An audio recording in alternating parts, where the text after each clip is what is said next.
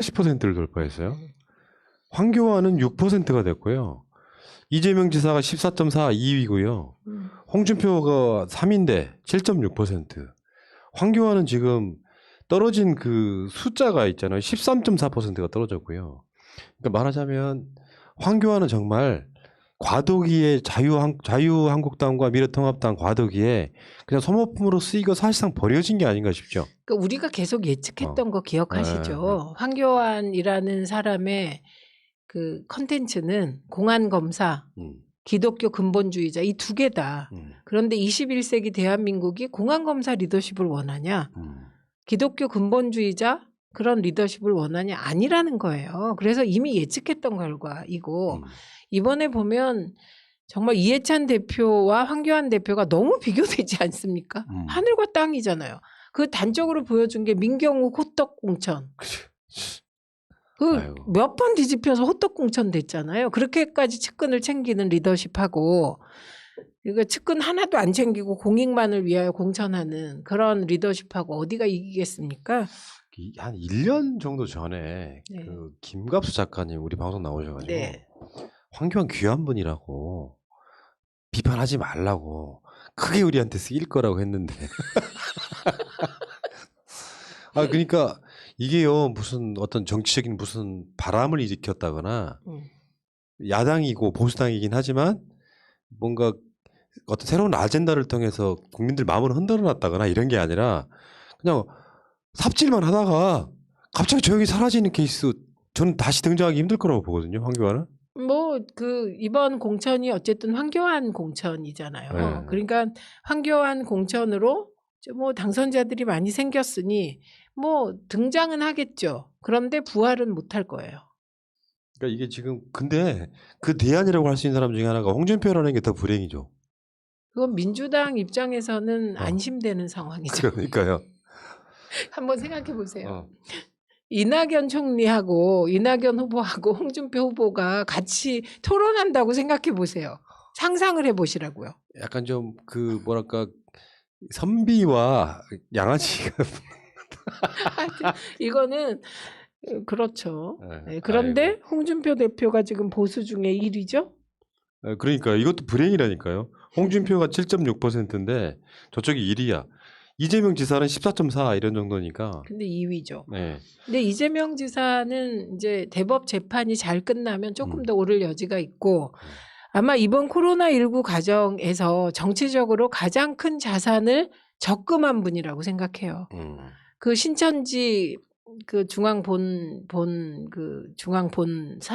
거기 쳐들어가는 거 하며 뭐 그 이런저런 반대가 있어도 예산 편성해서 10만 원 빨리 나눠줘야 된다, 빨리 불 꺼야 된다 이런 거 하며 진짜 인기 좋습니다. 경기도에서 예, 인기 좋고요. 그런데 이 여론조사를 이제 크게 보면 진보 쪽, 그 민주당 쪽 후보가 몇 프로냐, 미래통합당 후보가 몇 프로냐 그쵸? 더해 보시면 민주당 쪽 후보의 합이 60%가 훌쩍 넘어요. 그러면서 지금 이낙연 총리의 그 지역별, 네. 연령대별 지지율을 봤더니 지금 내가 보수 쪽 사람이야 성향이. 근데도 좋아. 이런 사람도 이낙연을 좋아한다고. 그러니까 든든한 대선 주자가 총선을 통해서 확실하게 탄생한 케이스인 건 맞는 것 같아요. 네, 종로에서 이기고. 그러니까 이런 분들 계세요. 총리들이 지지율 높았다가 곧 떨어지고 끝발 없었다. 황교안 총리 얘기하면서 그런 사람도 있는데 경우가 달라요. 네. 과거에 반기문 뭐 그다음에 그 고건 등등 있었잖아요. 네. 그분들은 선출직으로 나오지를 못하셨잖아요. 근데 이낙연 이번 당선인 같은 경우는 경력이 사선 의원 이번에 5선 되신 거죠. 5선 의원 되셨고 뿐만 아니라 전남도지사, 국무총리, 정치인으로서의 경험을 충분히 쌓은 다음에 총리 되신 분이에요. 그러니까 과거로 보면 안 되고 그다음에 정세균 총리가 이번에 코로나19 과정에서 헌신적 리더십을 보여주셨잖아요. 그러니까 정세균 총리도 이제 곧 이런 대권 후보군에 진입하실 거기 때문에 민주당은 그러니까 원내대표 선거도 보면 진짜 후보가 풍요롭잖아요. 그리고 대권 후보도 다시 풍요로워진 거죠. 네, 그래서 행복한 고민, 비명들이 연이어 나올 것 같습니다. 맞습니다. 근데 그런 과정 속에 이제 부자 몸조심 좀 해야 될 때는 해야 되고, 그럼요. 또 개혁해야 될 때는 해야 되고, 그게 어려운 거예요. 그러니까 이만큼 할 건 해야 되고, 이만큼 또 자제할 건 자제해야 돼서. 근데 그 질문 하나요. 이낙연 총리는 당대표 나옵니까? 아니면 안 나옵니까?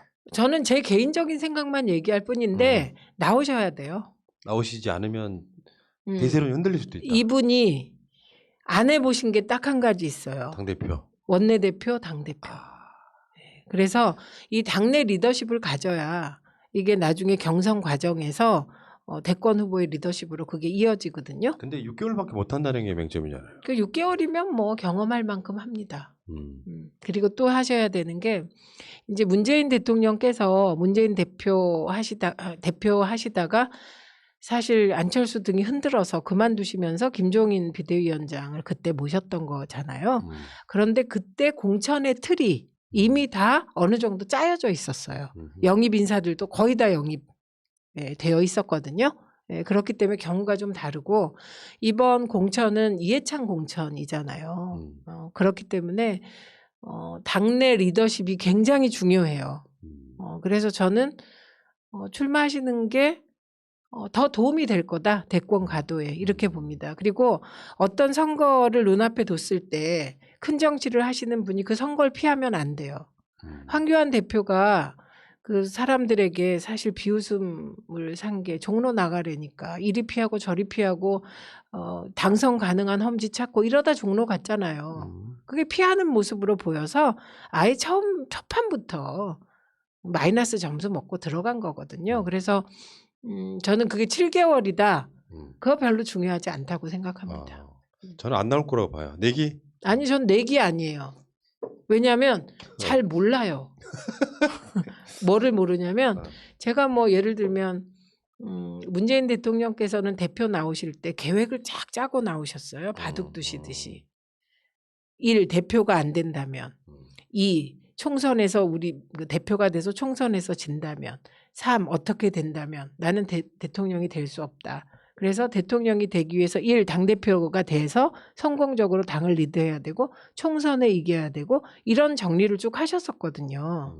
그러니까 스타일을 좀 이해하는데 이낙연 총리님은 이렇게 드러난 스타일밖에 몰라서 저는 어떻게 하실지 모르겠으나 제가 보기에는 하셔야 된다. 이렇게 생각하는 거예요. 제 나름대로는 이낙연 총리의 성품상 이제 6, 7개월밖에 못하는 자리라면 당의 민폐다. 전당대회 또 해야 되잖아요. 그런 과정 때문에 본인이 안 나오시지 않을까. 조심스럽게 그렇게? 지켜보면. 그러시면 안 됩니다. 왜냐하면 그만두시고 비대위 체제로 대선 치러도 되니까. 예.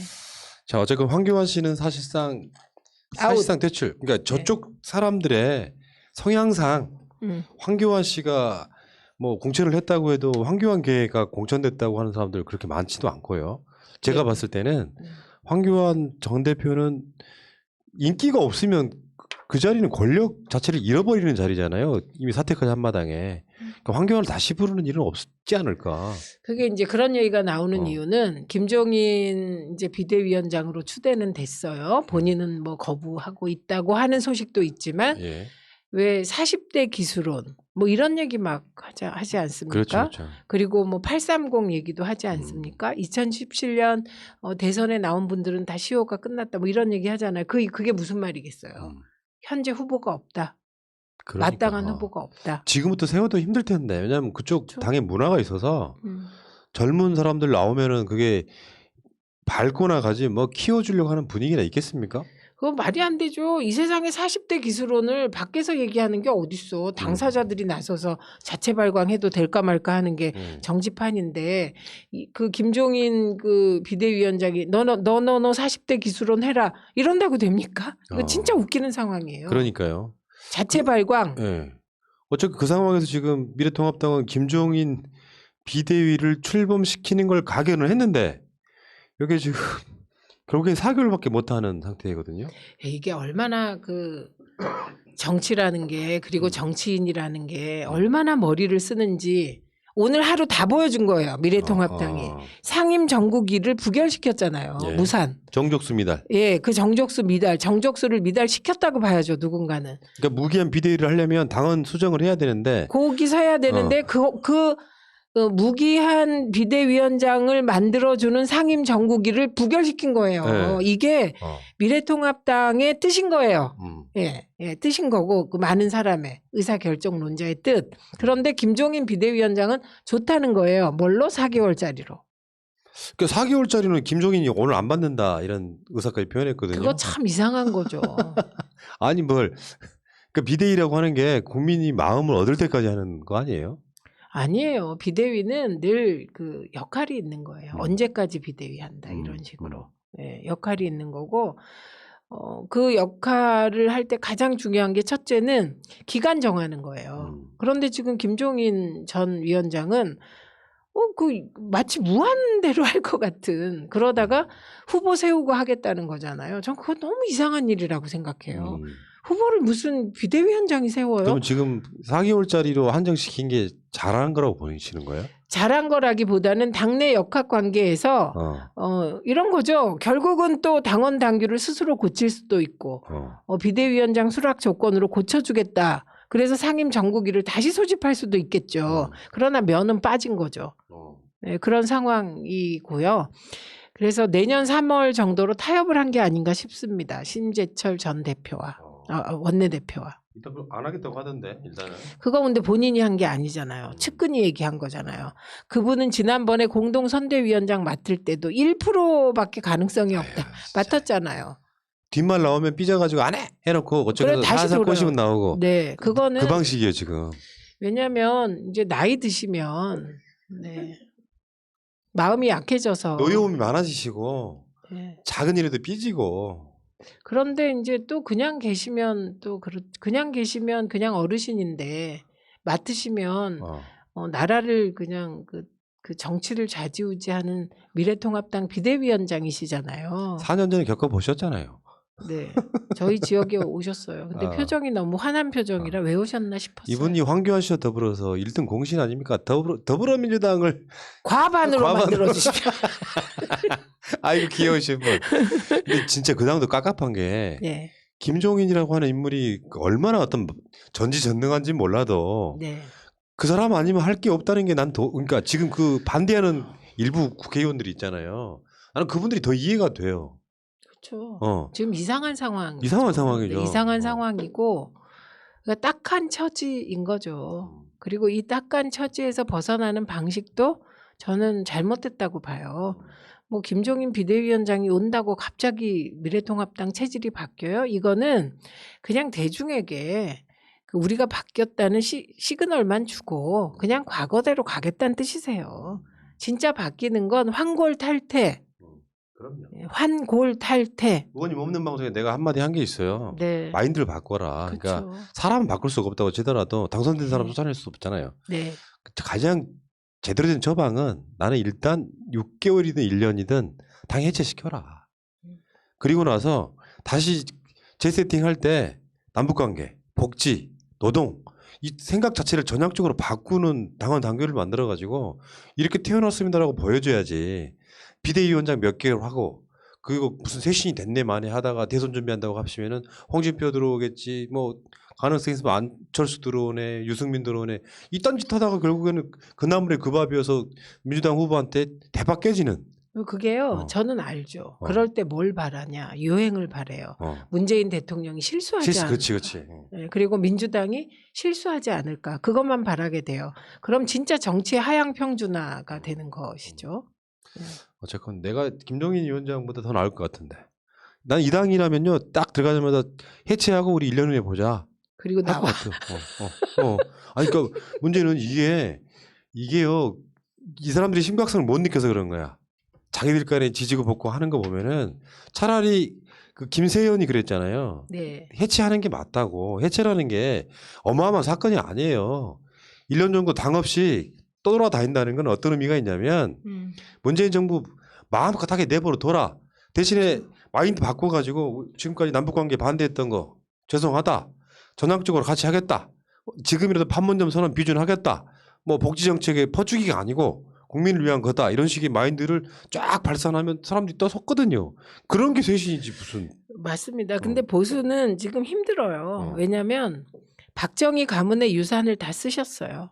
지금까지 박정희 가문의 유산으로 버텨온 거예요. 그러니까 그 유승민 의원조차도 박정희 그 생각에 가는 거 아닙니까? 그러니까 계속해서 붙들고 있던 박정희 가문이 이번 총선으로 몰락했다고 봐야 돼요. 이미 2017년에 몰락했는데 부자가 망해도 3년 간다고. 그치. 예, 3년 버티고 딱 2020년에 끝난 거거든요. 그러면 박정희로 상징되는 가치가 뭐예요? 친일, 기회주의, 군부 독재, 그리고 그 재벌 중심 경제 체제, 고도 성장 이런 거잖아요. 그리고 반인권. 이 가치가 무너졌다고 봐야 되는 거예요. 그래서 지금 세워야 될 게 첫째, 재벌 중심 경제 체제에서 얘기하는 낙수 이론 이거 끝난 지가 언젠데 지금도 그 경제 대책을 내놓고 있거든요. 이름만 바꿔서 민부론이라고. 그렇죠. 근데 내용은 똑같아요. 낙수 이론으로 볼 수밖에 없거든요. 그래서 그에 반해서 이제 문재인 대통령은 코로나19를 극복하는 과정에서 또 예를 들면 진단키트 수출이 갖는 상징적 의미가 제가 말씀드린 IBT. 그러니까요. 그래서 이 자리에서 정말 현실적인 말씀 칭찬 하나 하자면 대한민국에서 한 20년 동안 이게 좀 더 됐나 봐. 25년 정도 의대 열풍이 일었었어요.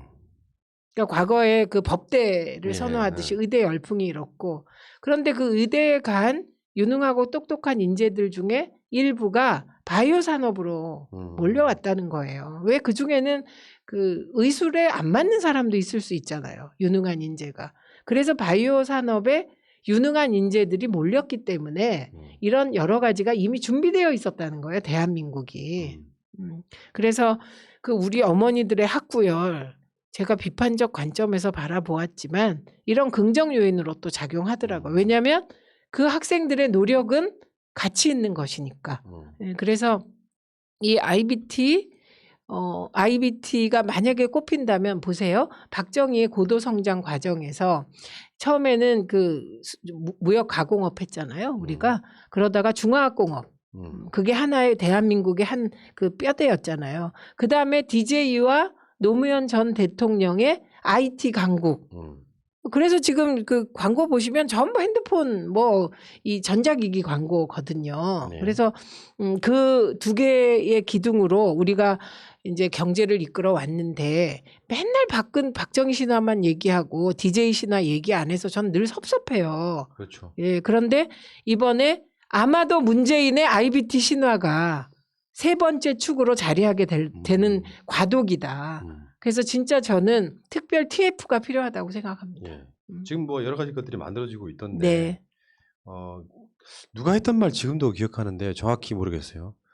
민주정부라고 하는 게 정권을 맡겨주면 사실 일 잘해요. 네.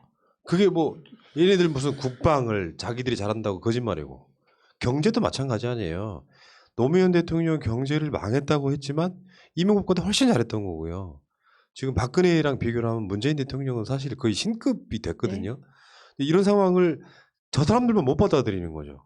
그 못 받아들이는 사람이 그 태극기 집회에 나오시는 어르신들뿐만 아니라 조선일보를 비롯한 보수 언론이 못 받아들여요. 그래서 저는 대한민국이 잘 되려면 조선일보를 비롯한 보수 언론이 정신 차려야 되는데 정신 차릴 수 있겠습니까? 혼자 정신 차리는 거 굉장히 어렵잖아요. 그래서 언론개혁이 꼭 필요하다. 국민들의 질책이 필요하다라고 말하다 보니까 쉼없이 걸어 촛불을 만났다를 읽으셔야 되겠구나. 자, 여러분, 그 최민희 의원님이요. 지금 기대할 게 하나도 없어. 투표권도 없지. 제19대 국회의원이지. 그래서 여러분 지금 쉼없이 걸어 촛불을 만났다 저게요. 본인이 쓴 책을 사실 내용이 별로 안 되면 이렇게까지 많이 이야기 못 해요. 그러니까 본인은 내용이 자신 있는 거야. 꼭 한번 읽어주길 바라는 거예요. 그것도 그렇지만 책이 많이 나가면 이 헝한 가슴이 좀 메워지는 느낌? 여러분 그 슈퍼챗 쏘시는 게 최민희 의원님 부탁이었다면요. 제 부탁은 최민희 의원님의 쉼없이 걸어 촛불을 만났다를 사주시는 겁니다. 좀 부탁 좀 드릴게요. 감사드리고 다시 이야기 돌아가면 그래서 제가 열어드리면 그래서 지금 우리가 중화학공업, 그다음에 IT, 그다음에 IBT, 예, 그리고 이 IBT로 넘어가서 우리가 사물인터넷과 소위 그 4차 산업혁명의 그 핵심 국가로 우뚝 설 수 있는 그런 뭐랄까 전환기 뭐 이렇게 지금 되고 있다고 생각합니다. 그래서 앞으로 우리가 박정희 신화 하잖아요. 사실은 DJ 신화 해야 되는 거고요.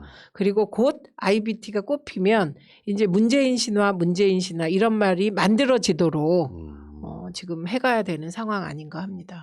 그러니까 정권을 저 사람들이 되찾아가려면 진짜 황골탈퇴를 해야 되는데 예. 그 마인드 중에 하나가 소위 말하면 진보 진영, 민주 진영의 어떤 공이랄까 실력을 인정하는 것부터 시작하는 거거든요. 그럼요. 그러니까 구호로만 되는 게 아니고 쟤들 뭐 빨갱이네 이런 소리 정말 씨도 안 먹히는 이야기만 아직도 하고 있는 사람들이 있지 않습니까? 그러니까 박정희 가문의 몰락과 함께 날아간 게 빨갱이 그 없어져야 될 단어. 빨갱이 이런 단어고요. 그다음에 친북보다 친일이 낫다 이런 거 되지 않는 소리 이런 거 다 날아간 거고요. 그다음에 제일 이상한 말 하지 말아야 되는 게 코로나19 대처를 문재인 정부가 잘한다. 그럼 그거 배 아파가지고 그 문재인 정부는 못하는데 질병관리본부만 잘한다든가 문재인 정부는 못하는데 기업이 잘했다든가 제발 이런 말 좀 하지 마십시오.